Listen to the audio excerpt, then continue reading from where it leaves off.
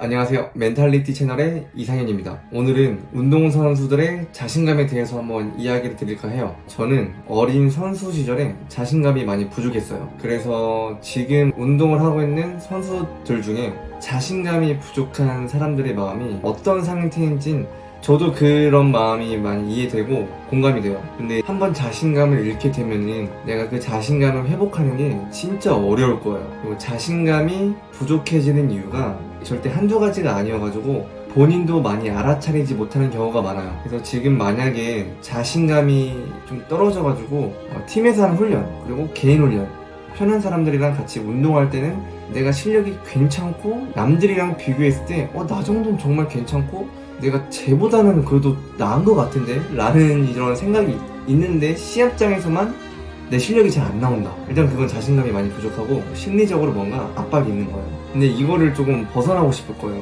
그러니까 이런 거를 벗어나기 위해서 많은 시도를 해보죠. 내가 더 열심히 운동도 하고 훈련도 하고 애써 자신감을 갖자, 겁먹지 말자, 긴장하지 말자 이렇게 스스로 뭔가 자기 암시를 하려고 해도 그게 전혀 도움이 안 될 거예요. 이게 도움이 안 되는 이유는 나중에 제가 다른 영상에서 문제들을 다시 알려드릴 건데 일단 오늘은 지금 자신감이 부족한 상태라면은 제가 알려드리고 싶은 방법 중에 첫 번째는 인지하는 거예요. 자신의 이런 부정적인 감정 그리고 자신감이 떨어지는 이유를 스스로 그 감정을 알아차리려고 많이 연습하셨으면 좋겠어요. 왜 자신감이 부족한 걸까? 예를 들어서 내가 시합 한두 시간 전에 운동선수들이라면은 이런 불안, 긴장 이게 진짜 최고조에 오르잖아요. 근데 내가 왜 그런 건지 스스로 알아차릴 필요가 있어요. 내가 왜 불안하지? 내가 왜 긴장되지? 왜 자신감이 없지? 이거를 내가 감정을 알아차려야 돼요. 그런데 대부분 이런 걸 알려주는 사람이 많이 없다 보니까 스스로 그런 부정적인 감정이 오고 자신감이 부족했을 때 그냥 이거를 부정하려고 해요. 아니야, 긴장하지 말자. 난 할 수 있어.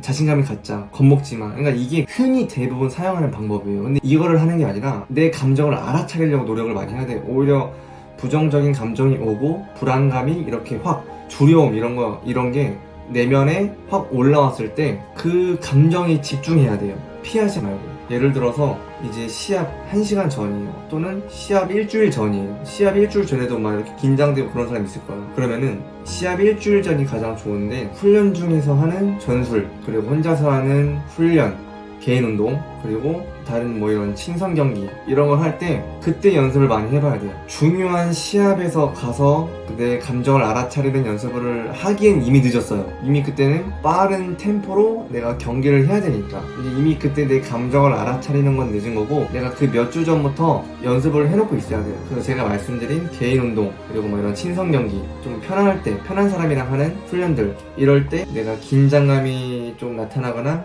불안이 들 때 그때 스스로 감정을 알아차리는 연습을 많이 해야 돼요. 내 감정을 알아차리는 게 왜 중요하냐면은 내가 그런 답답한 이런 부정적인 감정들이 딱 생겼을 때 그거를 회피한다. 그러면 그 회피한 감정이 쓰레기로 생겨가지고 내 마음속에 벽돌이 하나 생긴다 생각하면 돼요.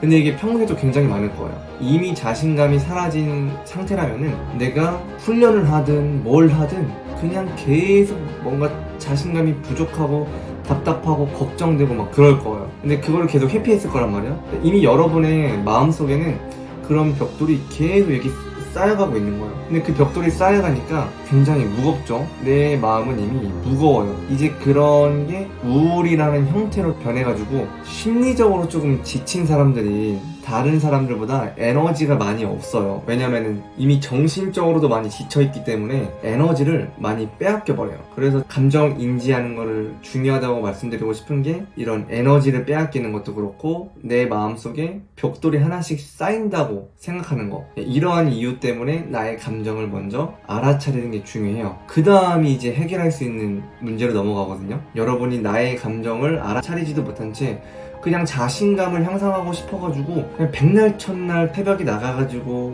공을 차든 혼자서 열심히 훈련하든 이게 물론 효과는 있지만 지금 여러분에게 중요한 건 그게 아니라는 거예요. 정신적인 부분이랑 내가 신체적으로 부족한 부분이랑은 약간 좀 처음에는 따로 분리시켜야 돼요. 몸과 마음은 서로 연결은 돼 있다고 하는데 지금 내 상황이 심리적으로 많이 힘들다고 하면은 몸과 마음은 연결돼 있지만 처음에는 조금 분리시켜야 돼요. 내가 완전히 포커스를 정신적인 부분에서 많이 집중을 한 다음에 그 다음에 신체적인 훈련을 같이 했을 때 시너지가 나타나거든. 근데 대부분 내가 정신적으로 스트레스가 있거나 자신감이 부족해지거나 긴장이 오거나 불안감이 심해지거나 이런 게 올 때 그냥 무작정 어떤 신체적인 훈련으로 극복을 많이 하려고 해요. 근데 제발 이렇게 하지 않았으면 좋겠어요. 처음에는 몸과 마음을 좀 분리시켜서 내가 이런 일이 있을 때 내 감정을 알아차리려고 연습을 많이 하세요. 그리고 그거를 기록하세요. 이 기록이라는 거는 내가 머릿속에만 있던 복잡한 생각들을 꺼내가지고 내 눈으로 직접